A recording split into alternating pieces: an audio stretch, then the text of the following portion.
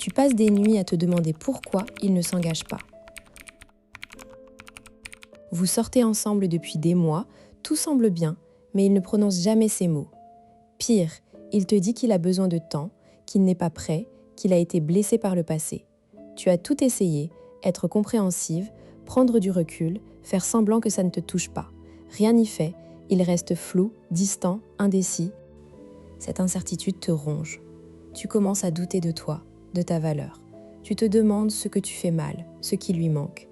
Et si le problème, ce n'était pas toi, mais la façon dont tu abordes la relation. Et s'il existait une clé, un mécanisme psychologique simple, pour qu'un homme passe de l'hésitation à l'évidence, c'est ce que nous allons décoder. Après cette vidéo, tu comprendras ce qui bloque vraiment un homme dans l'engagement. Tu sauras reconnaître les signaux de maturité affective et de compatibilité profonde. Surtout, tu repartiras avec 3 techniques concrètes, issues de la recherche en psychologie des relations, pour qu'il te voie comme la femme de sa vie. Pas de manipulation, pas de jeu, des actions alignées avec ce que la science nous apprend sur l'attachement et l'amour durable. La croyance la plus répandue, c'est que l'engagement vient avec le temps, que si tu es assez patiente, assez aimante, assez parfaite, il finira par te choisir. On te dit de ne pas le brusquer, de lui laisser de l'espace, de ne pas mettre de pression. Résultat, tu attends, tu espères, tu te tais, et lui, il reste dans sa zone de confort. Cette logique est fausse. D'après la théorie triangulaire de l'amour de Sternberg, l'engagement n'est pas une conséquence passive du temps ou de la proximité. C'est une décision active qui repose sur 3 piliers, l'intimité, le lien émotionnel, la passion, le désir et la décision-engagement, la volonté de construire ensemble. Un homme peut ressentir de l'intimité et de la passion sans jamais passer à l'étape de l'engagement, si tu ne crées pas les conditions pour qu'il prenne cette décision. Le faux paradigme, c'est de croire qu'en étant la bonne personne, il finira par s'engager. En réalité, ce qui fait qu'un homme te choisit comme femme de sa vie, ce n'est pas ta perfection, c'est la clarté de ton cadre relationnel. Tu ne peux pas le convaincre par ta présence discrète ou tes sacrifices silencieux. Tu dois lui montrer que tu es une partenaire de vie, pas une option confortable. Le mécanisme caché, c'est la décision consciente et réciproque de s'investir dans un avenir commun. Sternberg insiste, l'engagement dans l'amour consumé, l'amour complet, est un choix. Ce n'est pas un sentiment qui s'impose, c'est une volonté qui se construit. Et cette volonté a besoin d'un déclencheur. Une démonstration que la relation est un projet viable, pas juste un arrangement agréable.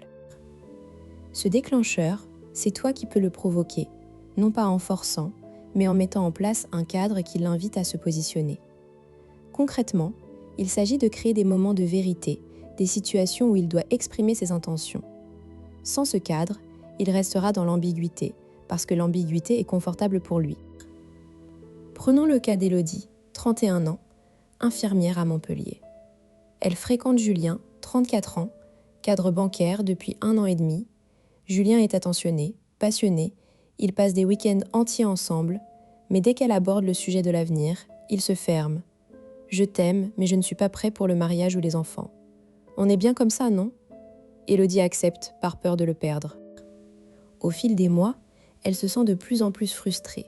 Elle organise des sorties, planifie des vacances, mais Julien ne propose jamais rien. Il est toujours partant, mais il n'initie pas.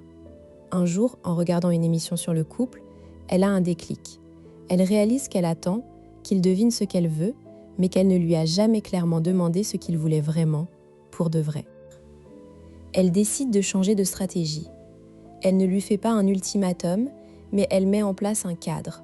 Lors d'un dîner chez elle, elle aborde le sujet calmement. Elle dit « Julien, je suis heureuse avec toi, mais pour moi, une relation de long terme est un projet de vie. J'aimerais qu'on parle de nos attentes futures, pas pour décider tout de suite, mais pour savoir si on va dans la même direction. » Julien est surpris, mais il accepte d'en parler. Élodie le questionne sur ses rêves, où il se voit dans 5 ans, s'il veut des enfants, ce que le mariage représente pour lui. Julien se livre, il avoue qu'il a peur de l'échec, que ses parents ont divorcé, qu'il ne veut pas reproduire les mêmes erreurs. Élodie l'écoute sans juger, puis elle partage ses propres désirs. À la fin de la conversation, elle dit « Je comprends tes craintes. Mais moi, je ne veux pas attendre indéfiniment sans savoir si on construit ensemble. Je te propose qu'on fixe un point dans 3 mois. On reparlera de tout ça et on verra si tu te sens prêt à t'investir pleinement dans un avenir commun. 3 mois plus tard, Julien lui annonce qu'il a réfléchi. Il veut qu'ils emménagent ensemble et qu'ils se fiancent. Il dit « Ce qui m'a fait basculer, c'est que tu as posé un cadre clair, sans pression. Tu m'as montré que tu savais ce que tu voulais et que tu étais prête à partir si je ne m'engageais pas. Ça m'a fait réaliser que je risquais de te perdre et que je ne voulais pas ça. » Comment transposer cette histoire dans ta propre vie ? D'abord, identifie si tu es dans une relation où il y a de l'intimité et de la passion, mais pas d'engagement explicite. Ensuite, pose-toi la question, as-tu clairement exprimé tes besoins et tes attentes ? Beaucoup de femmes n'osent pas, par peur de le faire fuir. Mais en réalité, c'est cette clarté qui le pousse à se positionner. Ensuite, écoute ses réponses. Un homme qui esquive, qui élude, qui te dit « on verra », révèle son manque de volonté d'engagement. Un homme qui prend le temps de réfléchir, puis qui revient avec une proposition, montre qu'il prend la relation au sérieux. Distingue l'hésitation sincère de la fuite chronique. Enfin, n'oublie pas que l'engagement est un processus réciproque. Tu ne peux pas le porter tout seul. Si, après avoir posé un cadre clair, il reste dans l'indécision pendant des mois, c'est une réponse en soi. Tu mérites quelqu'un qui te choisit activement, pas quelqu'un que tu dois convaincre. Comprendre ce mécanisme change tout. Au lieu de subir, tu deviens actrice de ta relation. Tu ne joues plus la comédie de la fille cool qui n'attend rien. Tu affirmes tes besoins, ce qui est non seulement sain, mais aussi attractif. Un homme qui cherche une femme pour la vie cherche quelqu'un de stable, de clair, qui sait ce qu'elle veut. De plus, cette clarté filtre les hommes qui ne sont pas prêts. Pourquoi perdre ton temps avec quelqu'un qui ne partage pas tes aspirations ? En posant un cadre, tu gagnes du temps et de l'énergie. Tu attires ceux qui sont alignés avec toi et tu éloignes ceux qui ne le sont pas. C'est un gain net pour ton bonheur à long terme. Enfin, tu construis une relation solide basée sur la communication vraie, pas sur les sous-entendus. Sternberg le dit, l'engagement durable naît de la décision consciente et partagée. En initiant cette décision, tu bâtis les fondations d'un amour consumé, celui qui résiste aux tempêtes. Voici la première technique, l'échange de valeurs. Planifie un moment calme, sans distraction, et propose un jeu. Chacun écrit sur un papier ses 3 priorités absolues dans une relation de long terme. Ensuite, vous les partagez.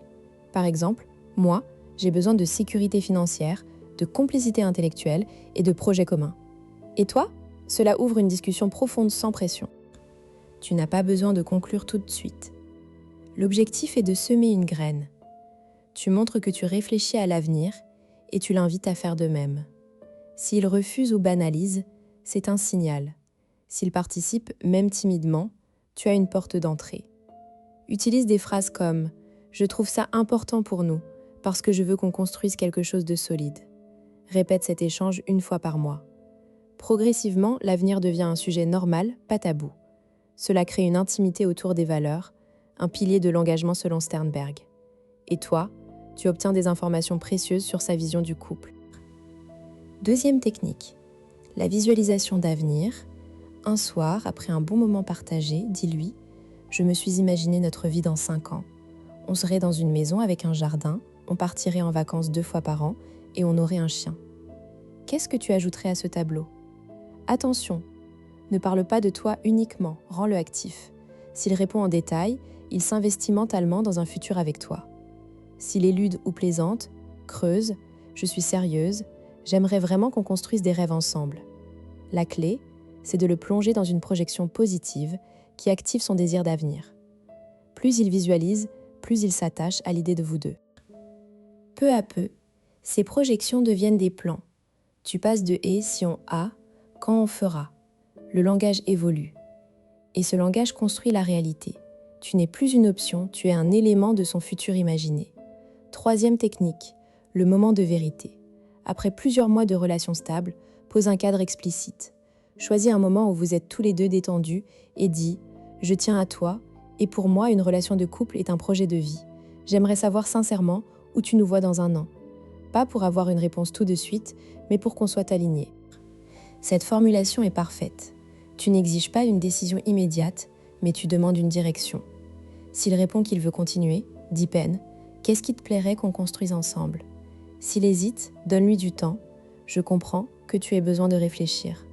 On peut en reparler dans 2 semaines. Si après ces 2 semaines, il n'a pas avancé, tu peux dire « J'ai besoin de clarté pour moi-même. Je ne te demande pas une bague, mais je veux savoir si on construit un avenir. C'est ferme mais respectueux. Tu ne le forces pas. Tu établis ton propre cadre. Et tu observes sa réponse. » Tu pourrais penser « Et s'il part à cause de ça ?» Bonne question. Mais s'il part parce que tu demandes de la clarté, c'est qu'il n'était pas prêt à s'engager. Mieux vaut le savoir maintenant que dans 5 ans.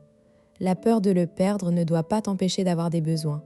Un homme qui veut vraiment toi respectera ton cadre. Autre objection, je ne veux pas être celle qui force, l'amour doit être naturel. Oui, l'amour naturel inclut la communication sur l'avenir. Si tu ne peux pas parler d'avenir sans que ça devienne forcé, le problème n'est pas toi, c'est la relation. L'amour mature n'a pas peur des projets. Enfin, il m'aime, mais il est traumatisé par son passé. Dans ce cas, la patience est utile, mais pas infinie. Tu peux l'encourager à consulter un thérapeute, mais ce n'est pas à toi de guérir ses blessures. Tu n'es pas sa psychologue. Tu es sa partenaire, pas son pansement. Revenons au début. Tu te demandais pourquoi il ne s'engageait pas. Maintenant, tu sais que l'engagement est une décision qui se provoque par un cadre clair, pas par l'attente passive. La prochaine fois que tu seras dans l'incertitude, souviens-toi d'Élodie. Elle a posé son cadre et Julien a choisi de la rejoindre. Toi aussi, tu mérites cette clarté. Si cette vidéo t'a apporté des réponses, tu sais ce qu'il te reste à faire. Abonne-toi pour ne rien manquer des prochains décodages. Et si tu veux aller plus loin, le lien vers mon guide sur la construction du couple durable est dans la description. En attendant, pose ton cadre et vois comment la relation se transforme.